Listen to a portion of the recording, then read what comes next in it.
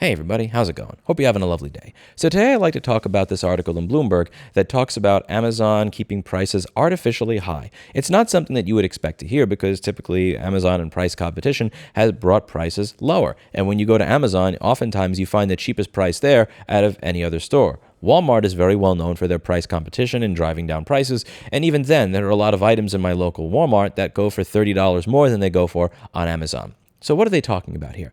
What they're talking about are merchant agreements that bar sellers from offering lower prices on other websites and impose stiff penalties if they do so. So for instance, back in the day, when I would sell products on Amazon, eBay, and my own website, I may sell it for $100 on Amazon, but I may sell it for $92 on my own website. Why would I do that? Well, when I sell on my own website, I'm only dealing with Chase Merchant Services, who's going to charge me 2 or 2.1% fee to accept a credit card. However, if I'm selling on eBay, eBay is going to charge me 2.9% PayPal fee because they only accept PayPal, 6.5% final value fee, a listing fee, this fee, that fee. So when I sell something on my own website, if I sell an item for $100, I keep $98. However, when I sell on eBay or Amazon, if I sell an item for $100, I might only be keeping $89 and $90. So what I will do, out of gratitude to my customer for coming straight to me rather than going through the middleman of Amazon or eBay, is I will pass that savings on to the customer. I don't mention in the eBay or Amazon listing is cheaper on my website,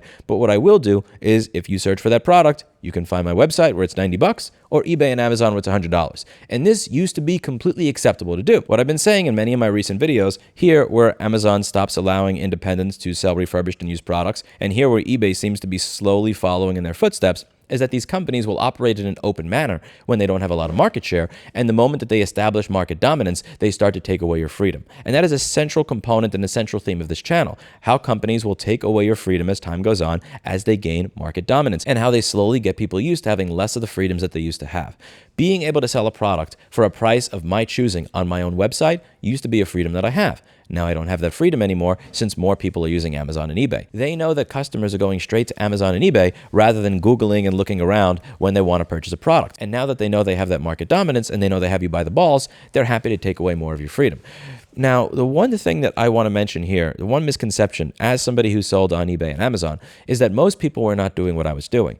I would tell people, if you buy on my website next time, I include a little sheet in the box, buy on my website, it's 10% cheaper. Thank you. What a lot of other people would do is they would actually sell things for more money on their own website than eBay and Amazon. So what they're saying here is that Amazon is keeping prices artificially high with these agreements. However, in my experience, most of my competitors, if not all of them, would sell products for more money on their own website, even though they're paying less fees on their own website. And I'll show you an example here and explain why. So let's say you want to get this LCD screen that fits a Dell from Amazon. It says that it's $58.01, and it's shipping from a company called Bright Focal.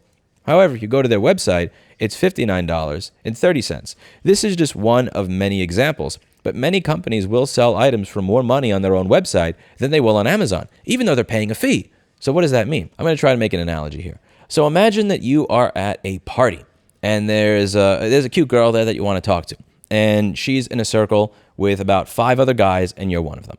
Now, let's try a different situation where you just decide to walk out onto the balcony, there's nobody there, and the woman walks out onto the balcony along with you.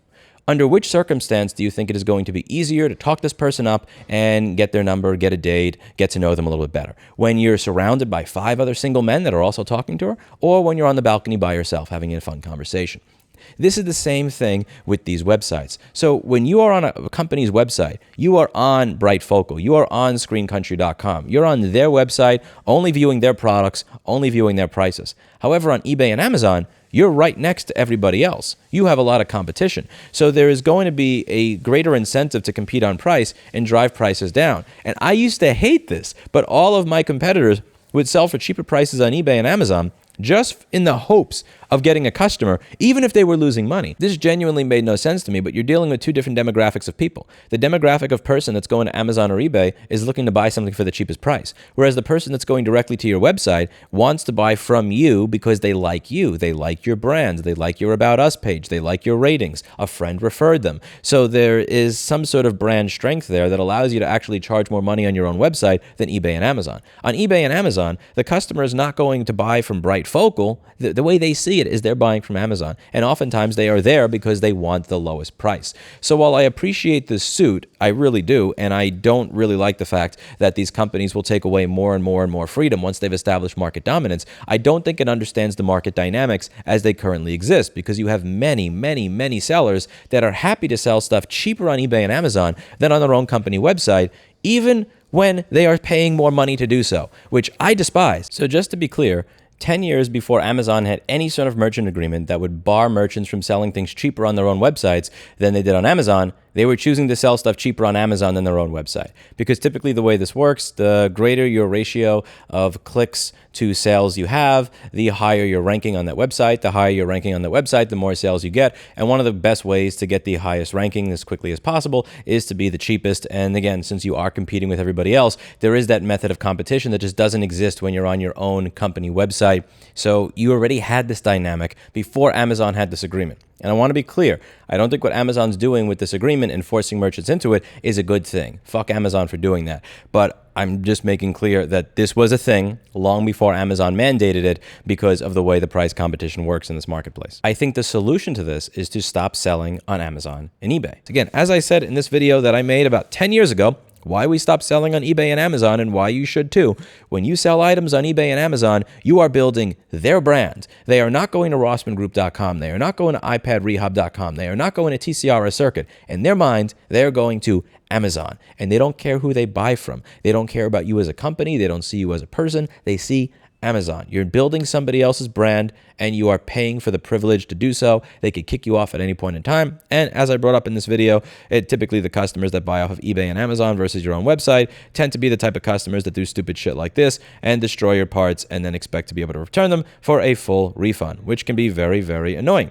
So I suggest that people work on building their own brand. I did this as far back as 10 years ago, and I reiterate the advice today. If my business were based on Amazon and eBay, I would be so completely screwed right now, in contrast to where I was building my own brand. Hell, just look at the fact that Amazon and Apple worked together and they decided to kick refurbished devices off the platform unless they're on a specific list. Can you imagine if I was advertising my repair services on that platform or anything else? Oh, I would be so screwed right now. And the thing is, back then, it was very tempting to use eBay and Amazon because it's kind of like getting a little jolt of cocaine. It's like doing steroids rather than doing the work to actually build up some muscle for yourself naturally. Because when I was selling on my own website, I was getting 1 or 2 sales a day. But when I started selling on eBay and Amazon, I was getting 10 to 20 sales a day. After a year of business, my website would get maybe 30 to 60 sales a day, whereas eBay and Amazon were getting me 1,000 sales a day. But at the end of the day, and one of the reasons that company failed is that the rabbit hole that eBay got me into and Amazon got me into of constantly lowering my prices, dealing with very high fees, and above all, dealing with chargebacks for people that broke stuff that almost never happened on my own website, my business failed. Building a business using Amazon and eBay is almost like being an Uber driver. Like, they're very clear about what they want. They want a future with self-driving cars. So you are working to build a brand of a company whose primary goal is to at some point not have you there. There are many articles on the internet about how Amazon will create in-house brands, in-house products using information and analytics that they develop from people who sell on their platform to compete with their own sellers and then push them off the platform. When you use eBay and Amazon, you're not dealing with a partner. You're not dealing with somebody that wants you there long term. You're not dealing with somebody that cares about your success. They care about your success. And I understand why it is very tempting to sell on these platforms, because you can get a lot more sales in the early days. What I'm suggesting here is that you consider having an off-ramp, because at some point these companies will toss you out and they will dispose of you, and they will be more than happy to do so. As I said over here in my interview with John Bumstead, he spent almost a decade selling stuff on Amazon, and he's not even allowed to sell the products that he used to sell on Amazon anymore. Imagine if he had put 100% of his effort into his own website and building his own brand rather than putting it into Amazon, because that was where the sales were. And I hope more people do this. It's a very difficult thing to do, but it's worthwhile. And for the love of God, do not sell things for more money on your own website than you do on eBay and Amazon. If eBay and Amazon are going to charge you fees, if you're going to have more chargebacks on these websites because the customers tend to be more annoying than when they buy from you directly, let that be reflected in the price. The pricing mechanism is an excellent method of communication to let people know why things are the way they are. You're not allowed to say on eBay and Amazon, use my website, but you used to be allowed to charge an extra 10% because that's what they're charging you, and you should be able to do so. I hope the merchants that sign these agreements either decide to not sell on Amazon anymore or just disobey it. If every merchant disobeys it, I'm not really sure what they'd be able to do at that point because they wouldn't have anything to sell on their freaking website. Let me know what you think in the comments down below. That's it for today. And as always, I hope you learned something. I'll see you all in the next video. Bye now.